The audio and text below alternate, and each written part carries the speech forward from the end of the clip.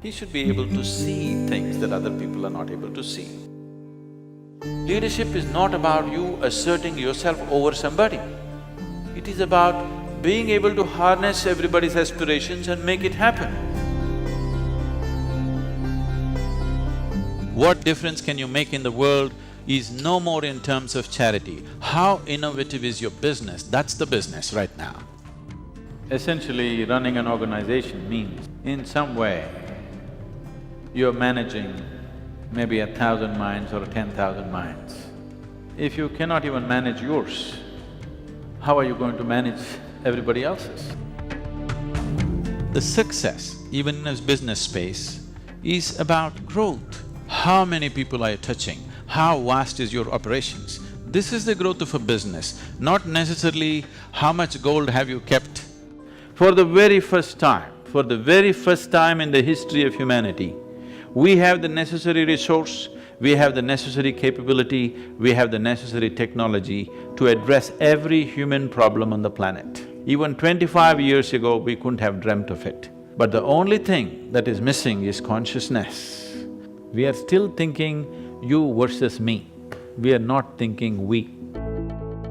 When you have such a privilege in your hand, which is called as leadership, if you recognize that the work that you're doing is very important, first thing is you must work upon yourself.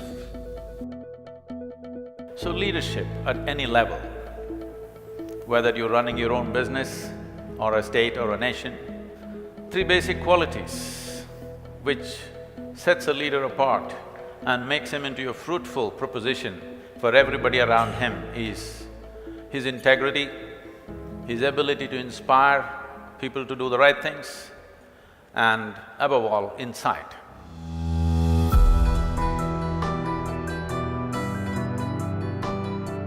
We have to understand that leadership today has to rise beyond national identities, because only then true democracy for humanity becomes a meaningful process. Changing the consciousness of the leadership shouldn't take a long time if you find access to them. The only global mechanism on the planet is economic mechanism. Politics, military, religion, all these things are split up. Economy is one thing which bridges across all divides. Only an economic leader can cross boundaries and go where he wants. A political leader cannot do it, a military leader cannot do it, a religious leader cannot do it. The only person who can really build what he wants across the globe is only the economic leader ultimately. In this effort, at one time I aimed at the political leadership. Then I found economic leaders are easier to work with, more willing to change. And I think it's very important. The forum has done a fantastic job of putting these people together. Inclusiveness means making sure every human being on this planet has an active role to play in the economic process. Once you're a leader, the very way you think, the way you feel, the way you act, every single thing that you do affects millions of people. When such a privilege has been conferred upon an individual human being, I think it is a fundamental responsibility of every leader to do something about himself within himself, to elevate himself in whichever way possible. It's very, very essential today. In all these years of life, how many of you have passed through one 24-hour stretch, that is one single day, absolutely joyfully, without a single moment of irritation, agitation, pain, frustration? 24 hours.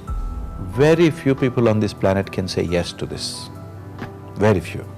The only and the worst crime that you can commit in this life is you did not explore the full depth and potential of life. Somebody decides what I should eat, what I should wear, where I should go, where I should not go, you call this slavery.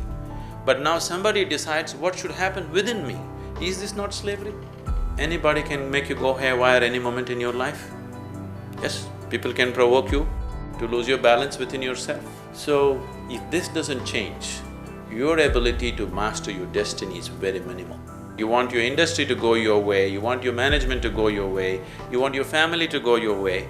Even on that level, if you have much more control over your physical body, your mind, your emotion and your energies, you will see very easily the world will start following you. Rather than you being a slave of the situations, you start creating situations the way you want it. So this is an inner science. As there is an external science for external well-being, there's an inner science for inner well-being.